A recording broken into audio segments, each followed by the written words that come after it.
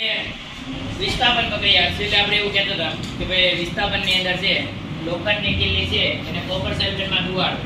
બરાબર, લોખંડની કિલ્લી એટલે લોખંડને કહેવાય આયન.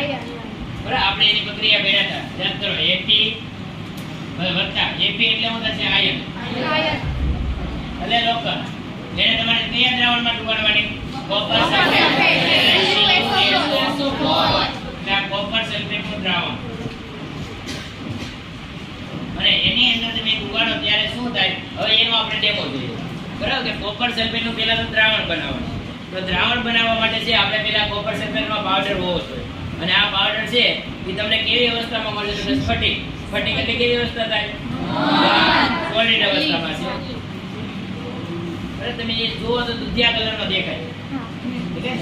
હવે એ તમારે એક બીકરમાં લેવાનું અને એની અંદર તમારે થોડું પાણી નાખવાનું. એટલે પાણી ઉમેરવાનું, વોટર ઉમેરવાનું.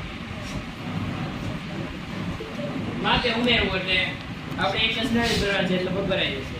થોડી વાર આવું રીતના હલાવો એટલે આ સ્ફટિક છે ને એ પાણીની અંદર ઓગળશે. બરાબર, એટલે એ જે સ્ફટિક ઓગળે છે એટલે એનું દ્રાવણ ભેગું કહેવાય.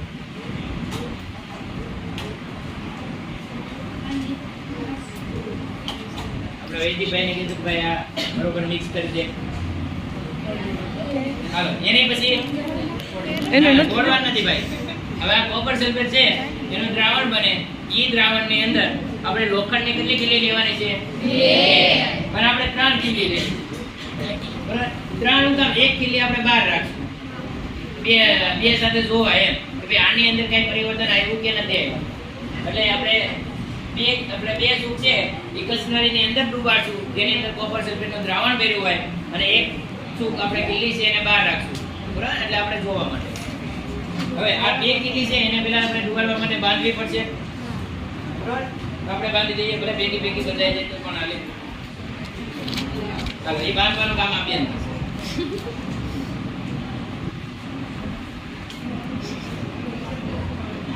દેખીભાઈ, હવે ત્યાં લગીમાં આપણું કોપર સલ્ફેટનું દ્રાવણ તૈયાર થઈ જાય.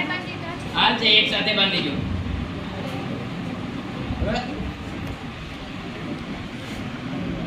કોપર સલ્ફેટનું દ્રાવણ આપણને દેખાય. કેવા રંગનું દેખાય છે? દૂધિયા કલર. બરાબર, પછી રંગ પરિવર્તન થાય છે એટલે આપણે જોવાનું છે કે કેવું થાય. અને પેલા આપણે સાફ કરવાનું છે. તો મોટી કસનળી. હવે આની અંદર કોપર સલ્ફેટનું દ્રાવણ ભરવાનું છે. જો તમારા હથેળીનો ઓછું થાય તો તમારે આ પનીર દ્વારા તમે ભરી શકો. બરાબર, એવી રીતના પનીર મૂકી દેવાની. આ તો મોટી છે, બાકી જો આવી નાની કસનળી હોય તો બીકરથી ડાયરેક્ટ ભરો ને તો તકલીફ પડે, ઢોળાઈ જવાની બીક રહે.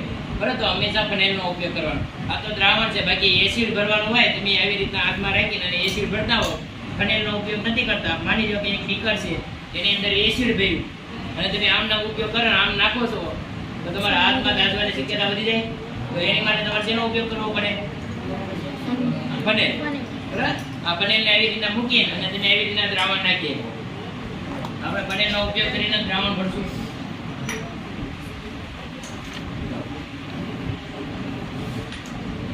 કોપર સલ્ફેટનું દ્રાવણ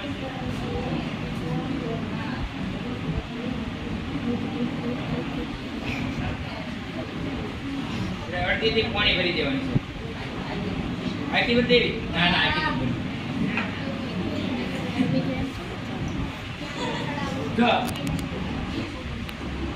કોપર સલ્ફેટનું દ્રાવણ લીધું. બરાબર, દ્રાવણ કેવું છે? હવે પ્રવાહી અવસ્થા આપણે લીધી તો પ્રવાહી અવસ્થા છે અને આયન છે એ ઘન અવસ્થા છે. હવે આને આપણે છે એવી રીતના આપણે સ્ટેન્ડમાં મૂકવાની છે. બરાબર, આપણે મોટી તો નહીં હમાય, આપણે નાની હમાઈ જશે. નાની ને હમાણી હમાઈ જશે.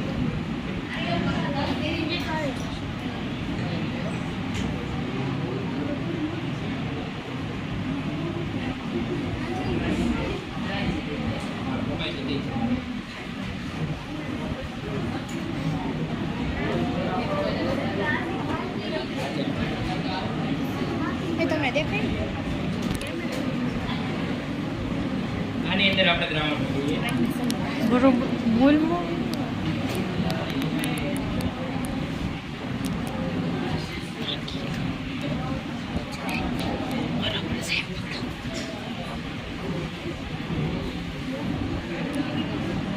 અંદર છે આપણે આ લોખંડની બે ખીલી ડુબાડવાની છે.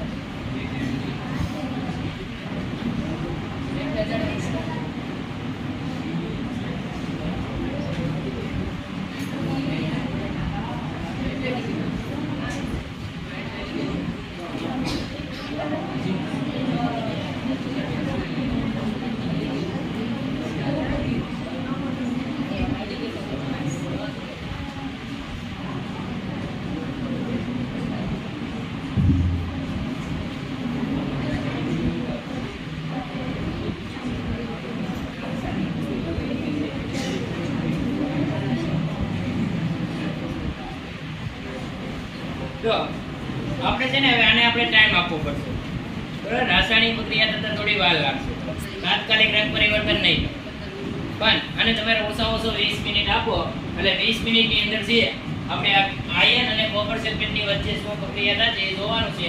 આયન એટલે શું છે? Ap અને SO4. હવે આપણે કઈ પ્રક્રિયા ભણીએ છીએ? તો એનો આપણે મેઈન વ્યાખ્યા પ્રમાણે આપણે એવું કહેતા કે વધુ સક્રિય તત્વ ઓછા સક્રિય તત્વને સમૂહમાંથી શું કરશે? દૂર કરશે, એનું સ્થાન લેશે. તો આ Ap છે એની કરતા SO4 છે સક્રિય તત્વમાં શ્રેણીમાં નીચે આવે, બરાબર. એટલે આનું આપણે સંયોજન છે એ રીતે છે કે Ap સાથે કોણ જોડાશે? SO4 SO4 Ap સાથે SO4 જોડાય એટલે ApSO4 બનશે અને પ્લસ તમને શું છૂટું પડશે? Cu. બરાબર. તો ApSO4 નું નામ શું બનશે? ફેરસ સલ્ફેટ અને Cu એટલે કોપર.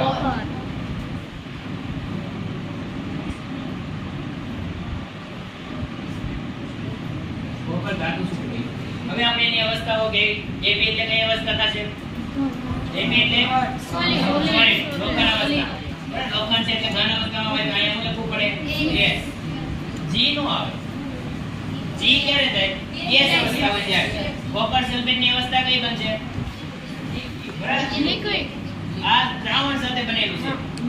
દ્રાવણ પાણીનું જલીય દ્રાવણ સાથે વાય તો આપણે એમ કીધું કે એને જલીય દ્રાવણ સાથે ભીનું હોય તો AQ કહેવાય, અથવા બીજું ઘન અવસ્થામાં આવી એકતું હોય તો. પણ આપણે દ્રાવણ જોઈએ છીએ, આપણે કોપર સલ્ફેટનું દ્રાવણ ભીનું છે એ કેવું છે? AQ સ્વરૂપે જલીય દ્રાવણ મિક્સ છે એટલે, બરાબર. એટલે તમે પ્રેક્ટિકલ તો તમને ખબર પડશે કે આમાં AQ કેમ લખવાનું આવ્યું. હાલો, ApSO4 કે ફેરસ સલ્ફેટ છે E. અહીંયા તમે જે કઈ વસ્તુ લખશો? AQ લખશો કે S લખશો? AQ. બરાબર. જો તમે આને બહાર કાઢજો એટલે ફેરસ સલ્ફેટ આ પ્રેક્ટિકલ થઈ જાય ને એટલે ઓટોમેટિક ખબર પડશે કે અહીંયા કઈ અવસ્થા લખી છે. કે તમે કસનાળીની અંદરની સ્કૂપ કાઢશો, ખીલી કાઢશો એટલે ખીલી છે એની ઉપર તમને સલ્ફેટના સ્ફટિક જોવા મળશે, તો એ સોલિડ અવસ્થામાં જોવા મળશે, બરાબર. એટલે આને તમે S પણ લખી શકો. અને કોપર છે એ કેવું છે? પણ અહીંયા આપણે AQ અવસ્થા લખશું. AQ એટલે મિક્સ છે, બરાબર. બે ભેગા થયેલા છે કોપર અને સલ્ફેટ. આ કઈ પ્રક્રિયા છે અને કઈ પ્રક્રિયા કહેવામાં આવે? વિસ્થાપન. જોઈએ આપણે 20 જો આયન આ કોપર સલ્ફેટનું દ્રાવણ છે, બરાબર. કોપર સલ્ફેટ એટલે થાય CuSO4. એની અંદર આપણે લોખંડની ખીલી છે એ કોપર સલ્ફેટના દ્રાવણમાં શું કરવાની છે? ડુબાડવાની છે, નાખવાની નથી, બરાબર. એટલે એ નાખવા એને ડુબાડવા માટે છે આપણે દોરાનો ઉપયોગ કરવાનો. દોરી વડે લટકાડીને આની અંદર મૂકવાની. આવી 3 ખીલી લેવાની હોય, બરાબર. 2 ખીલી આની અંદર ડુબાડવાની છે, 1 ખીલી આપણે બહાર રાખવાની. બહાર એટલે રાખવાની કે પહેલી ખીલી અંદર ગઈ એની અંદર જોવા માટે કે આ બીજ પરિવર્તન થયું કે નહીં. હવે આ કોપર સલ્ફેટ એટલે CuSO4 નું દ્રાવણ, લોખંડની ખીલી, આ બેને કોપર સલ્ફેટના દ્રાવણમાં લોખંડની ખીલી અંદર જશે એટલે આ લોખંડ છે એ આ કોપર છે એ ઓછું સક્રિય તત્વ છે એટલે આ લોખંડ આ કોપરને શું કરશે? અહીંથી દૂર કરશે, બરાબર. વિસ્થાપન કરશે. અને આ Ap છે એ કોપરની જગ્યાએ SO4 સાથે સંયોજન થાય એટલે આ લોખંડની ખીલીને હું આની અંદર ડુબાડીશ ત્યારે આની અંદરથી કોપરને શું કરશે? દૂર કરશે, બરાબર. એટલે SO4 નું દ્રાવણ છે એમાંથી કોપર દૂર થઈ જાય અને SO4 છે, SO4 એટલે સલ્ફેટ, એ આ લોખંડની ખીલી સાથે શું થઈ જશે? જોડાઈ જશે.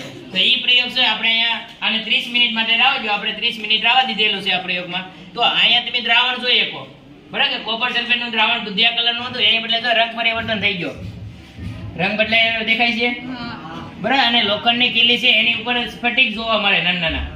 તો આ લોખંડની ખીલીને બહાર કાઢીને આપણે જોઈએ તો વધારે ખબર પડશે,